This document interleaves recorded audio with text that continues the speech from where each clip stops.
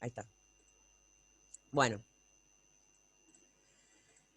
la etiología, o sea, ¿cuáles son las causas? ¿Eh? ¿Qué es lo que me produce una alergia? Las causas de la alergia son diversas. Generalmente una alergia es de origen hereditario. ¿Qué significa esto? Que yo voy a heredar la predisposición a tener una alergia. Si mis papás son alérgicos o alguno de mis papás es alérgico, es muy probable que yo desarrolle también una alergia. Pero no necesariamente la voy a desarrollar. Tengo más chances, tengo más números para el sorteo, pero no necesariamente lo voy a tener. Dice, sin embargo, no es común que se herede la alergia a una sustancia en especial, sino la tendencia a ser alérgico a la sustancia. Bueno, con esto pasa exactamente lo mismo. Si ponele, a ver, por ejemplo, mi papá era alérgico a los ácaros. Yo no heredé ningún tipo de alergia, o sea, ninguna predisposición, o sí heredé la predisposición, pero nunca desarrollé una alergia. Mi hermana, más chica, sí heredó la predisposición, perdón, también heredó la predisposición, se ve que tenía más números y tiene alergia alimentaria. Con algunos alimentos se brota toda. No, por eso, repito, no quiere decir que si una persona es alérgica a algo, transmita a su descendencia la misma alergia. Sí, la predisposición a tener alergia, pero no a lo mismo. En el caso de mi papá tenía alergia a los ácaros, mi hermana tiene alergia a algunos alimentos. La predisposición genética para presentar reacción alérgica se denomina atopía, definida como la tendencia personal o familiar para producir anticuerpos del tipo inmunoglobulina E en respuesta a alérgenos. Entonces, vamos a aclarar esto porque siempre, y cuando lleguemos vamos a ver el tema de dermatitis atópica, por ejemplo, significa esa atopía, es esa herencia, precisamente, o sea, son los numeritos que me tocaron en la herencia, para yo, a lo mejor, quizás desarrollar una alergia. ¿Cómo la voy a distinguir? Por precisamente la capacidad de producir anticuerpos del tipo inmunoglobulina E. Esto es característico, vuelvo a repetir, como dijimos en la reunión anterior, la alergia se caracteriza por producir anticuerpos del tipo inmunoglobulina E. Lo cual no quiere decir que no produzca otro tipo de anticuerpos, ojo, no es que va a producir únicamente inmunoglobulina E. Pero si yo tengo los números, tengo atopía, voy a producir inmunoglobulina E. Si no tengo números, si no tengo atopía, no voy a producir inmunoglobulina E. Y por eso, obviamente, lo que les decía antes, de que a muchas personas que se sospecha que tiene algún tipo de alergia, se le pide un dosaje de inmunoglobulina E.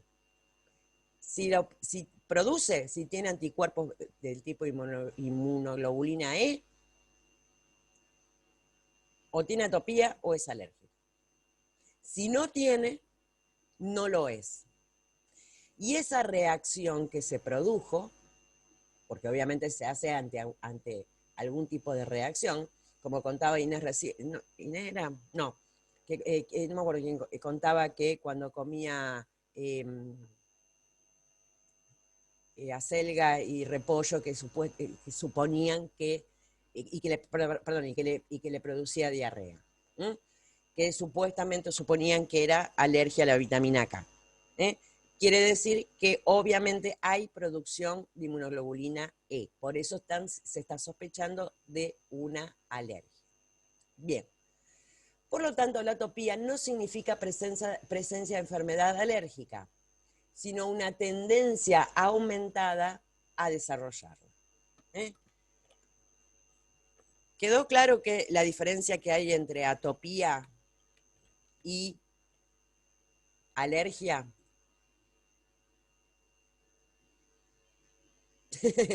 Inés dice que pone tierras o plantas, pero no, ellos me querían heredar la alergia.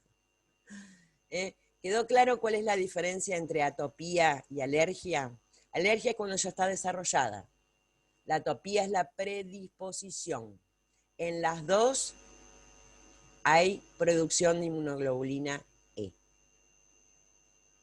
Hay que grabarse eso, ¿eh? Bien, volvemos. ¿Cuáles son estos alérgenos? Los más frecuentes, son los ácaros del polvo, el polen, los animales domésticos, los medicamentos, picaduras de insectos, alimentos, hongos. Estos son los más frecuentes, lo cual no quiere decir que haya otros tipos de alérgenos. Cualquier cosa, cualquier sustancia, cualquier elemento puede desarrollar una alergia, puede convertirse en un alérgeno para la persona que es alérgica precisamente a eso. Bien, los alérgenos, acá nos dice que los alérgenos yo los puedo dividir en 4 tipos. Los inhalables, que se respiran, son causantes de las alergias respiratorias, y entre los más comunes pueden citarse los pólenes de las plantas, las esporas de las levaduras, productos de insectos, caspa y pelos de los animales, el polvo ambiental, la polución industrial. Y obviamente esto me va a producir, porque es inhalable, entra por la nariz, me va a producir una alergia con una clínica respiratoria. Después vamos a ir viendo cuáles son esas cosas que me va a producir, cuáles son los síntomas que me va a producir. Medicamentos. Los medicamentos pueden producir una gran variedad de trastornos de patogenia inmunológica. Se han descrito púrpuras y anemias hemolíticas autoinmunes. Estos procesos no están regidos por anticuerpos IgE, o sea que no es alergia, sino por anticuerpos IgM o IgG, que activan el complemento e intensifican la fagocitosis. Acá les habla de otras cosas que no tienen, esto ya nos estamos yendo para otro lado. Pero bueno, fíjense que los medicamentos, acá los nombra como alérgenos, pero les hace la salvedad que si bien los medicamentos pueden producir un montón de patologías inmunológicas, sobre todo y las más frecuentes son las autoinmunes, o sea que el mismo sistema inmunológico nos ataca, pero que todas estas cosas no están mediadas por anticuerpos IgE, sino que están mediadas por el IgM o el IgG, que eran los otros anticuerpos que eran los mismos que nos defendían contra el resto de las cosas. Para que yo diga que un medicamento me produjo una alergia, tiene que haber siempre un anticuerpo, la producción de anticuerpos IgE, inmunoglobulina E. Obviamente los medicamentos, vieron que yo siempre les digo que cuando hablamos de los efectos adversos a los medicamentos, siempre tenemos que nombrar la alergia, porque uno puede ser alérgico a cualquier medicamento. Es una sustancia, un medicamento es una sustancia. Y tranquilamente puede ser también un alérgeno. ¿Mm? Bien. Ahora después voy al chat, que veo que ya hay preguntas o alguna acotación. Alérgenos por inoculación o contacto. En cuanto a los alérgenos por contacto, cabría citar un gran número de compuestos químicos y derivados orgánicos que producen en general dermatitis alérgica o dermatitis de contacto, pero estas no están regidas por los anticuerpos inmunoglobulina E. Ellas son del tipo de reacciones de hipersensibilidad retardada. En lo que respecta a los alérgenos por inoculación, ahora vamos a ver qué es eso. Bueno, acá les dice que por inoculación del género Hymenoptera, que es el de las abejas, y las avispas, cuya picadura en individuos sensibilizados puede llegar a desencadenar el shock anafiláctico. Pero bueno, esas son cosas que después vamos a ir aclarando. Vamos a ver primero cuáles son los tipos. Y el último son los alimentos. Bien, vamos a ver un poquitito ahora qué es esto de la hipersensibilidad retardada y por qué en la alergia de contacto, la dermatitis de contacto, no está mediada por la inmunoglobulina E. Acá les habla un poquitito de la clasificación de la hipersensibilidad. De la hipersensibilidad, o sea, es esa reacción exagerada.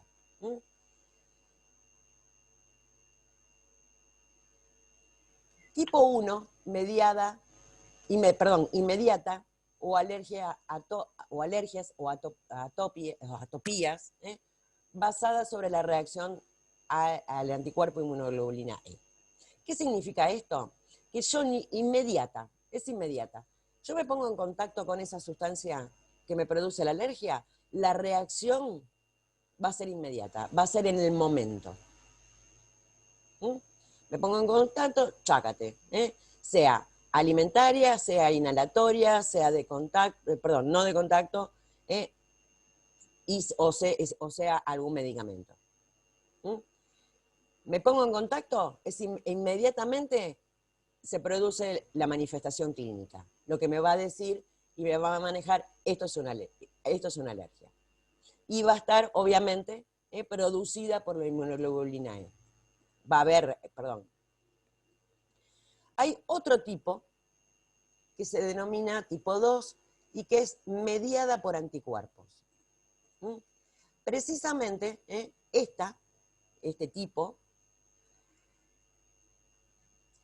no se produce de forma inmediata, sino que tarda un poquito más. Pero no significa que aparezca mucho tiempo después.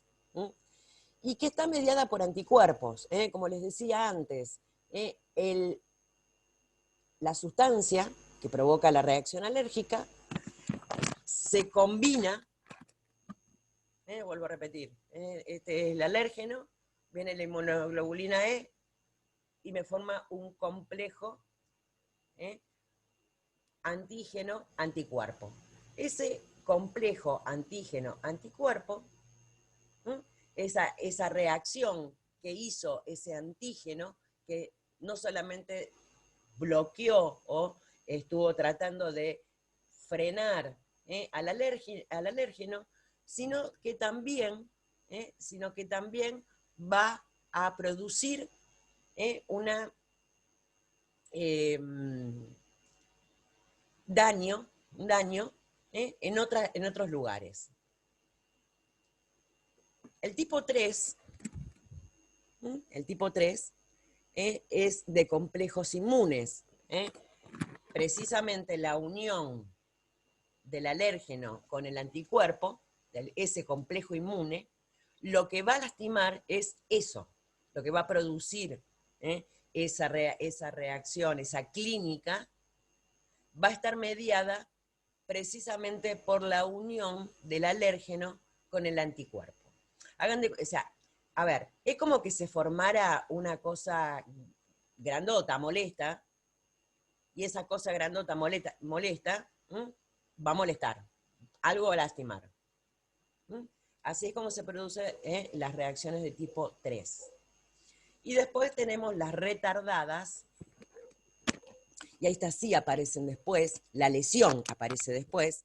La reacción alérgica, o sea, la reacción entre el alérgeno y el sistema inmunológico va a actuar en ese momento. Pero la manifestación clínica va a aparecer un tiempo después. Entre estas se encuentran precisamente las de contacto.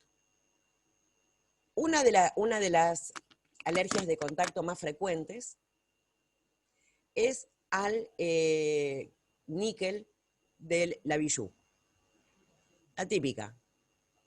Ahora ya no aparece casi tanto porque obviamente se fue dejando de lado el níquel, que es un metal, con el que se hacía mucha aritos. La típica es el agujerito de la oreja, se empieza a poner rojo, a picar, a molestar, y llega un punto que lo tenemos que sacar porque molesta. Esa es la más común. Cuando tenemos puesto el arito, apenas lo ponemos, no pasa nada. Tiene que pasar un tiempito, por eso es retardada. Tiene que pasar un tiempito. A veces unas horitas, a veces 2 o 3 días, pero pasa por esto. Y obviamente no está mediada por la inmunoglobulina E, porque no. O sea, si bien se produce inmunoglobulina E, como obviamente en todo tipo de reacción alérgica, pero no es la responsable de la lesión. La inmunoglobulina E no es la responsable de la lesión. Básicamente eso. Después vamos a ir viendo cada una de las alergias en particular. Bueno, acá les hablo, esperen que quiero ir al chat a ver cuáles son las consultas. El wifi es alérgico a todas las compus, Marce, no es tuyo. Anto se mira todas las series de Netflix, me encanta, y nos tira unas buenas datas. Dice, en Netflix hay un documental que es de gente que es alérgica a cosas muy raras. Hay una señora que es alérgica al wifi o señales telefónicas.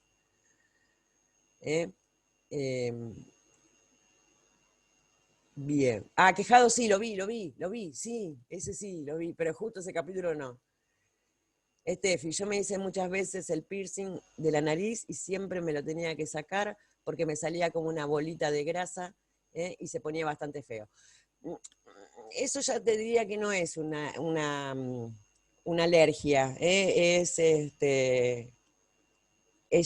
quizás es otro tipo de reacción, porque las bolitas de grasa no suelen.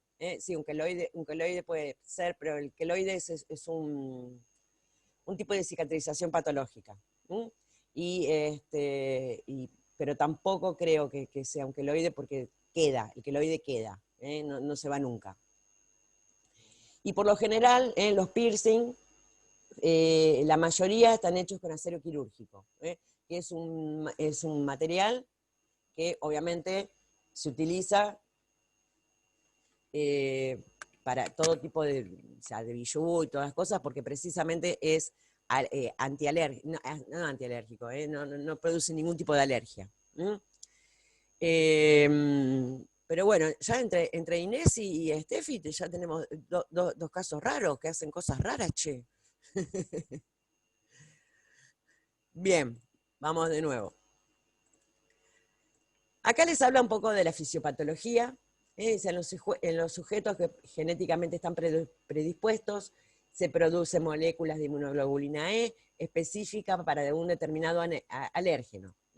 Recuerden que la producción de anticuerpos siempre va a estar dirigida hacia algo específico.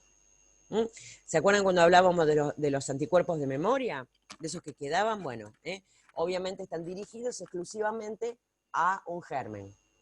Acá la inmunoglobulina E está dirigida exclusivamente a aquella cosa que nos produzca la alergia.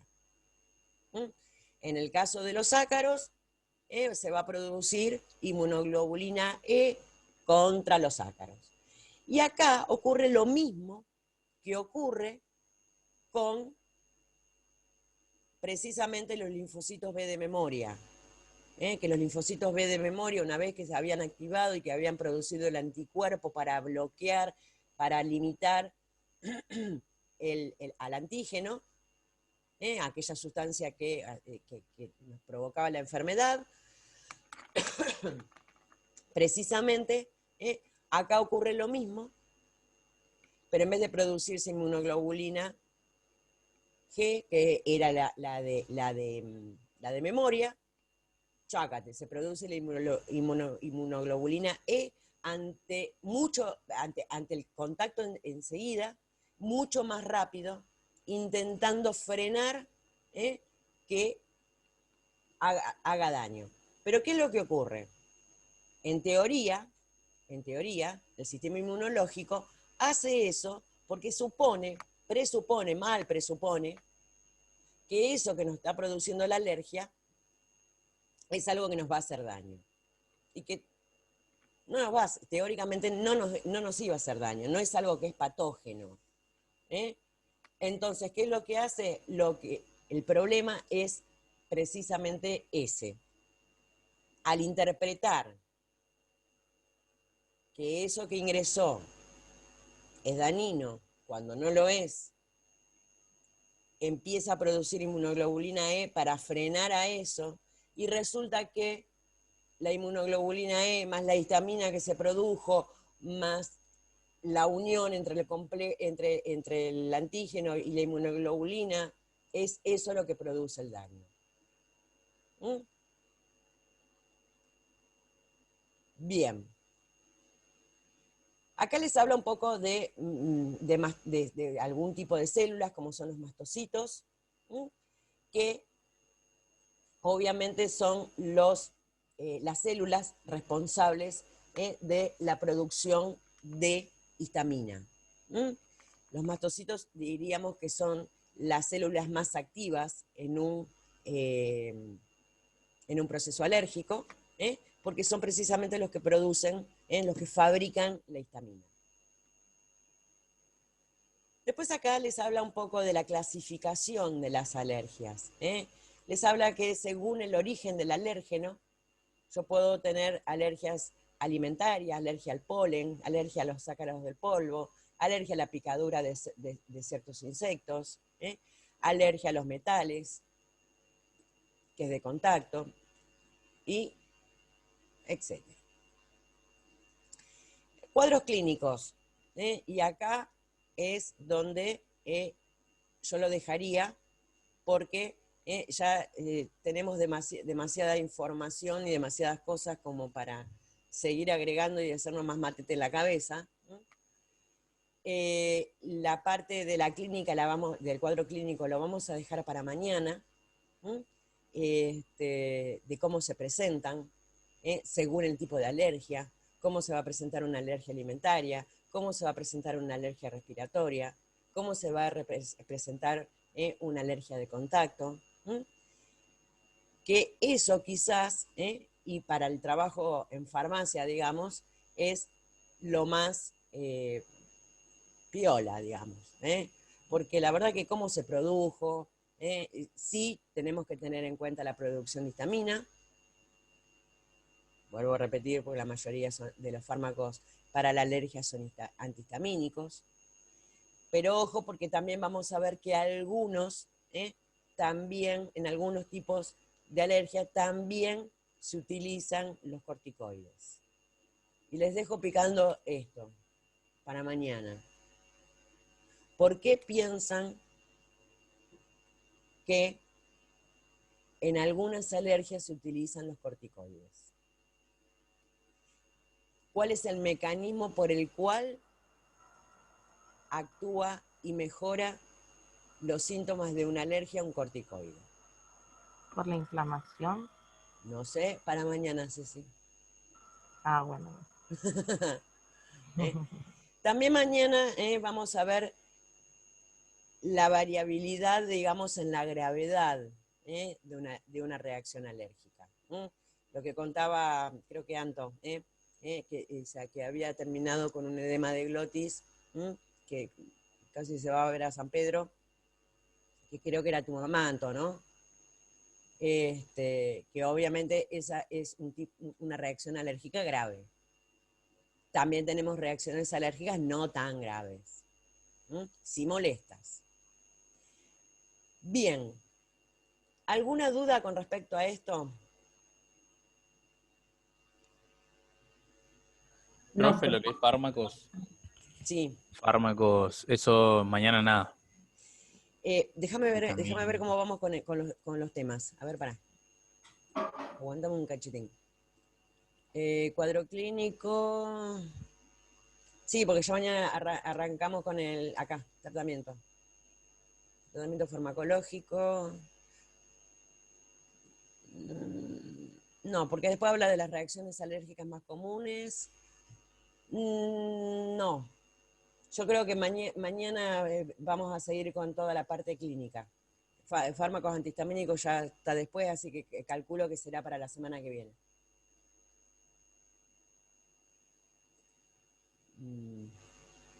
Aparte, vamos a tratar de hacerlo tranqui porque es un tema importante. Vos sabés muy bien que antihistamínicos se venden todos los días. Re común, sí. Re común, todo el tiempo. Sí, y cada tanto siempre aparece alguno nuevo. Así que bueno, entonces quedamos así. El desafío es piensen por qué en algunos tipos de alergia se usan los corticoides. Les tiro así una pistita, piensen en los efectos, en algún efecto adverso, que a veces se utiliza como efecto terapéutico. Hasta ahí. Y mañana lo charlamos. ¿Alguna duda? ¿Alguien quiere preguntar algo?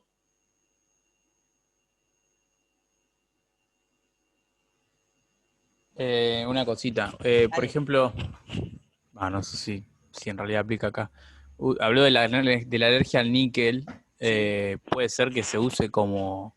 Mi hermano, por ejemplo, tiene tuvo un tiempo alergia a los metales. Tocaba cualquier cosa y se le salían tipo ronchitas. Pero puede ser que el níquel se use en distintas aleaciones, que haya algún porcentaje de níquel, porque era a todos los metales. O sea, cualquier metal que tocaba y le salía... Sí. Se usa mucho en aleaciones y muchas cosas y es lógico. Así haya una traza, para una persona que es alérgica, así haya una traza de eso, de que le produce alergia, le va a provocar algún tipo de reacción. Sí. Por eso se empezó a usar tanto el acero quirúrgico. Para todo tipo de cosas, no, te imaginas que no van a hacer una heladera con acero quirúrgico, medio pesadito, pero bueno, porque sí, el níquel era uno de los metales que se utilizaba para muchísimas cosas y ocurría y el tema es que también hay otros metales, o sea, yo nombré el níquel porque obviamente es el más frecuente, pero hay otros metales que también se utilizan en aleaciones, que también pueden provocar el mismo tipo de reacción alérgica de contacto. Bien.